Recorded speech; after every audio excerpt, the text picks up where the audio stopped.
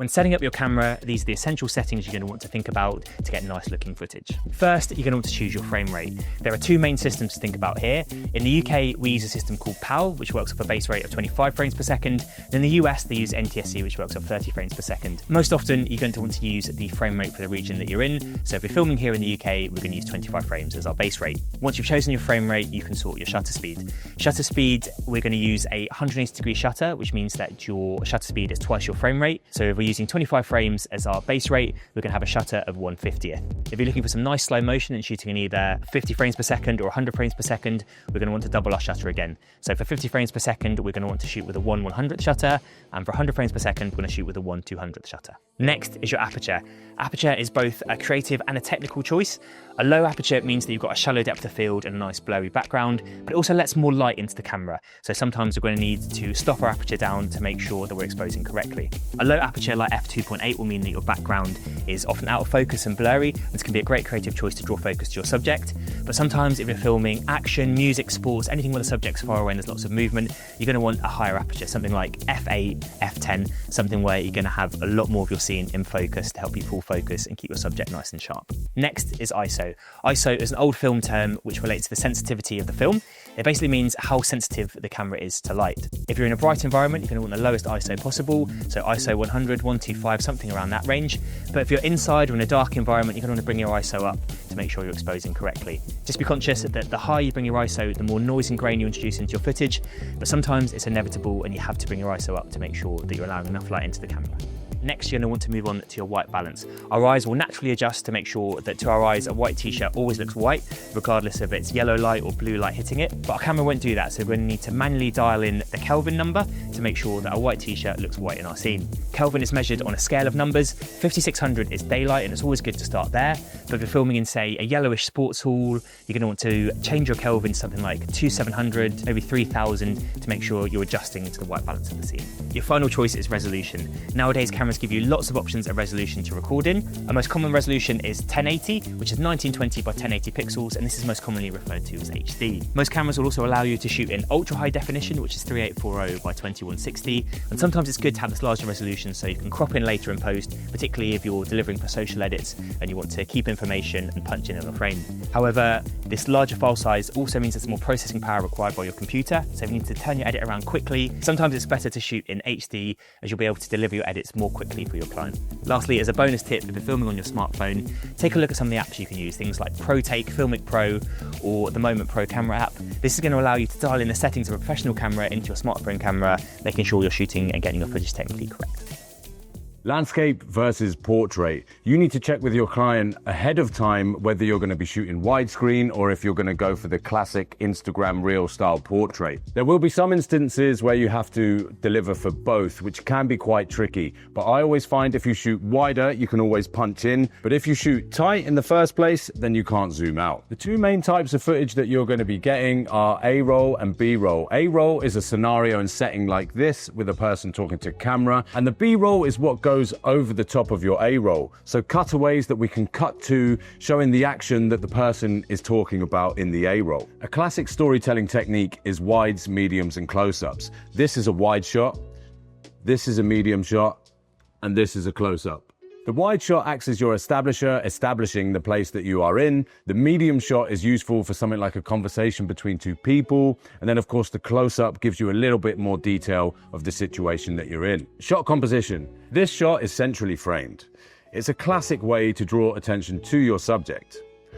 Or we can use the rule of thirds, where you split your screen into thirds and place your subject where one of these lines intersects. And lastly, camera support. If you're shooting something that absolutely has to be stable, like an interview, then you're better off with a tripod. If you want to show the movement of something like sports, and handheld might be better so we get that movement in the camera. If you want to move but you want the camera to still remain stable, then a gimbal would be a great choice because you can move along with your subject whilst keeping a level horizon.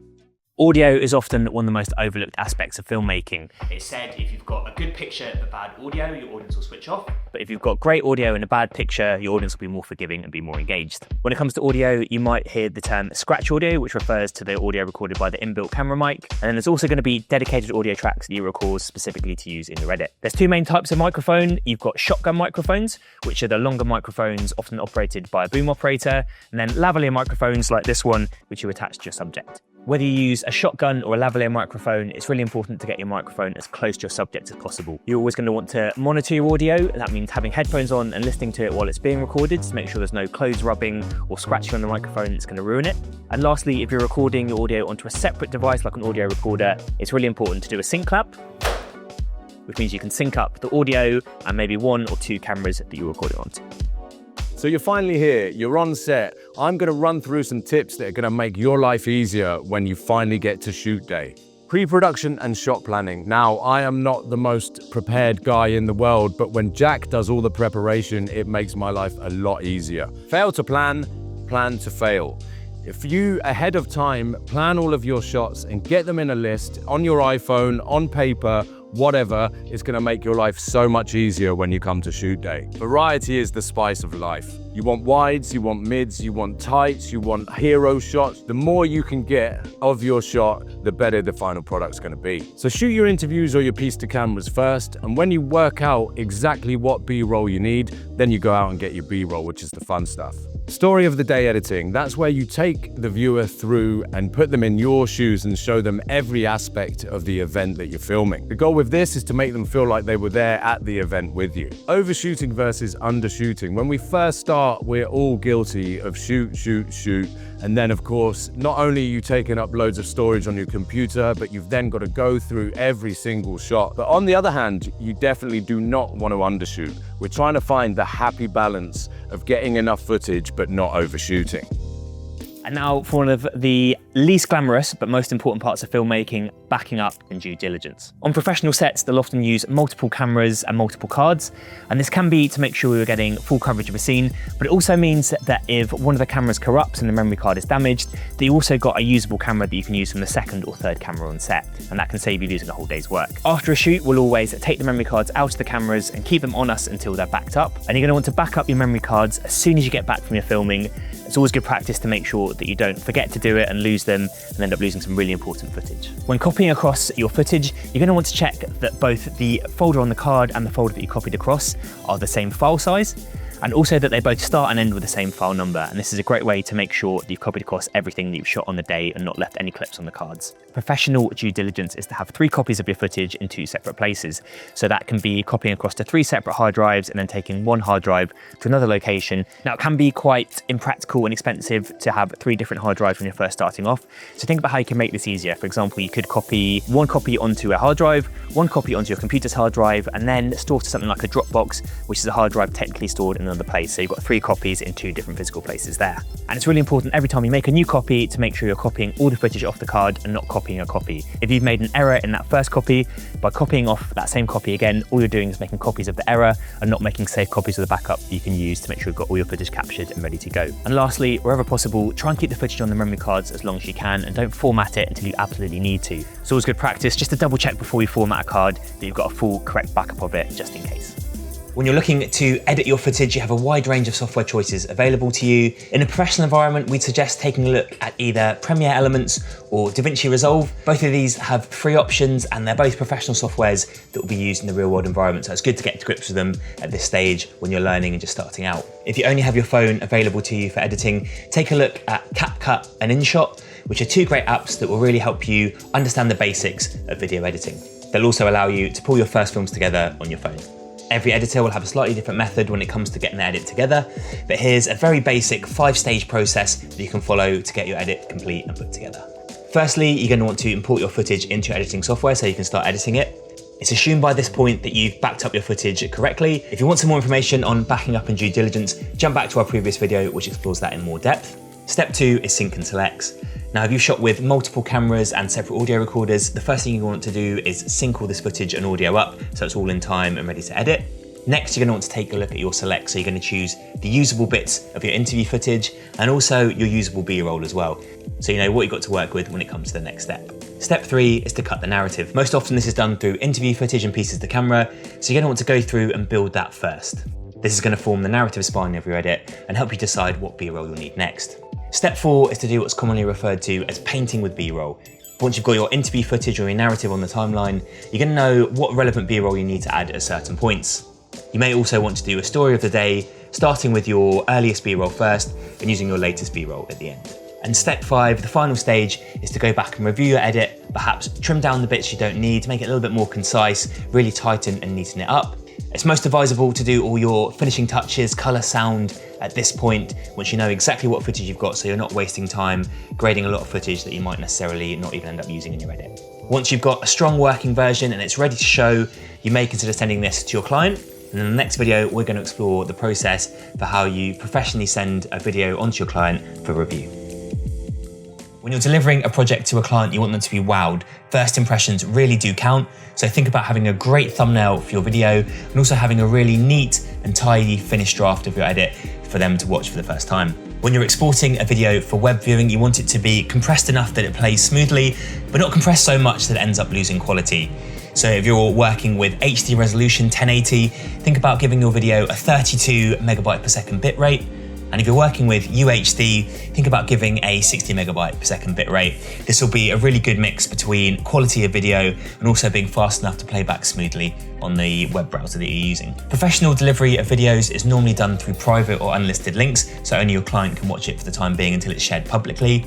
Think about setting up either a free Vimeo or YouTube account where you can share private or unlisted videos to your clients. You can also use platforms such as Frame.io, which allow your client to watch the video privately and also give notes and feedback within that platform. We all want to give the version of the video that we think is the best in our eyes, but you have to remember ultimately it's not about you. If you're being paid to make a video, it's all about what the client wants. So be conscious that they may well have some notes and have some feedback.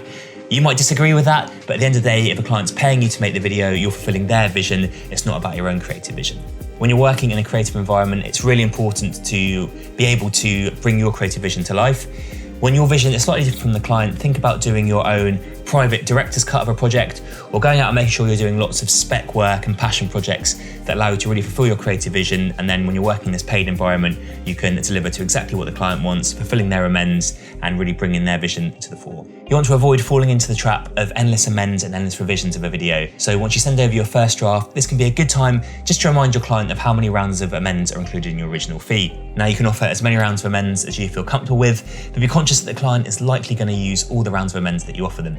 More rounds of amends doesn't mean a better video, and sometimes only offering 1 or 2 rounds of amends can mean that people really focus in and give thoughtful, considered feedback rather than trying lots of different options and going back and forth. You may often reach a stage where you've gone through all the rounds of feedback, but the client still wants some changes to be made.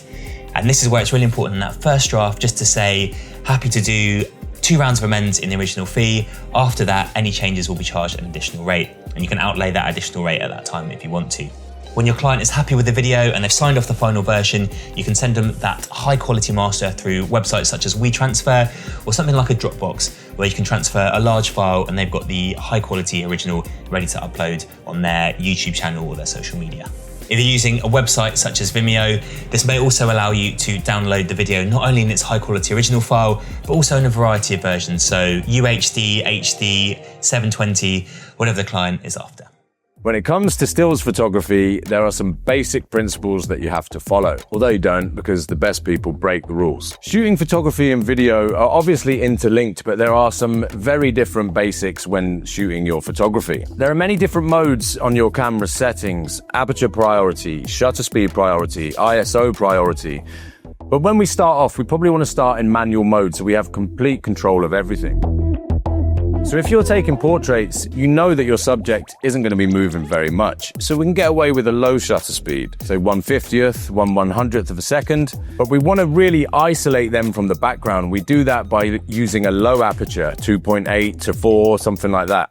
But as always, we want to keep the ISO as low as we possibly can. If we're shooting action or sports photography, then we obviously want to freeze the frame, and we do that by using a faster shutter speed. And because your subject's generally moving quite fast, we tend to use an aperture of 5.6 and upwards to try and give us more leeway with focus. As always, we want to keep our ISO as low as possible, but a lot of sports happen indoors, so we can give ourselves a little bit of leeway with ISO, but try not to go above 3200.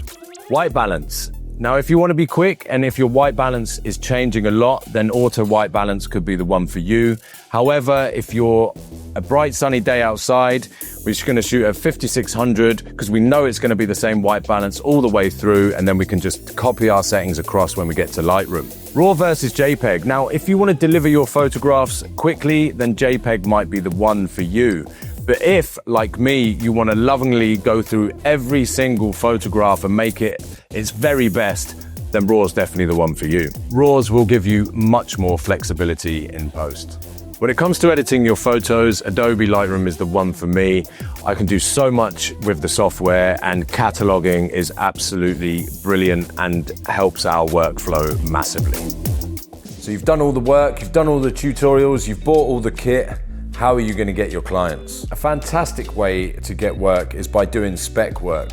It can feel like you're working for free, and a lot of people will turn their nose up at it, but what it will allow you to do is do work in the field that you're looking to go into, which is invaluable, as you can then, if you want to make adverts for running shoes, go to other running shoe brands with that work. Not only does that give you a chance to use your newfound skills, but that will obviously build your portfolio, which is what all of us need to keep getting better work. A lot of people will turn their nose up at working for free, but really, is it actually ever for free? I shot a short film last week and it was fantastic. I met so many new contacts, made new friends, definitely will be getting more work from it in the future. And of course, that portfolio needs to live somewhere. There are so many options like Wix or Squarespace for building a website, which is super easy to use. And of course, you've got your free things like socials, Facebook, Instagram. Instagram, fantastic for us creatives because you can obviously tag your talent and start building your contacts from there. So you got your first paid gig. Now, what the hell are you gonna charge? Minimum wage is always a good place to start. You don't wanna be out of pocket. Make sure you charge for your editing time. Yeah, you might not make thousands on your first gig, but it definitely get your foot in the door. And as you start to build your client base, of course, you can then start to up your wages. Of course, we all have a bit of gas from time to time. Gear acquisition syndrome. As new stuff comes out, you'll want to be ahead of the curve. Make sure you're not overstretching yourself. It's more important to become a good storyteller than it is to have the latest kit. You don't always have to buy everything brand new. There's definitely good places like MPB, even eBay. I've bought loads of vintage lenses from eBay. You don't always have to buy brand new, so just do your research and make sure you're not getting stung, and hopefully you can get more kit for your money that way. I feel a slight fraud with this one because I've got lenses and cameras made by pretty much every major manufacturer, but it's very handy when you're just starting out to choose one system and stick with it. Canon, Sony, Fuji, whatever it is, and stick with them. It will make your life a lot cheaper and a lot easier when you come to upgrading kit, buying new lenses, etc. Now go out and get them dollars. For more filmmaking, education and resources, make sure you visit the link in the description.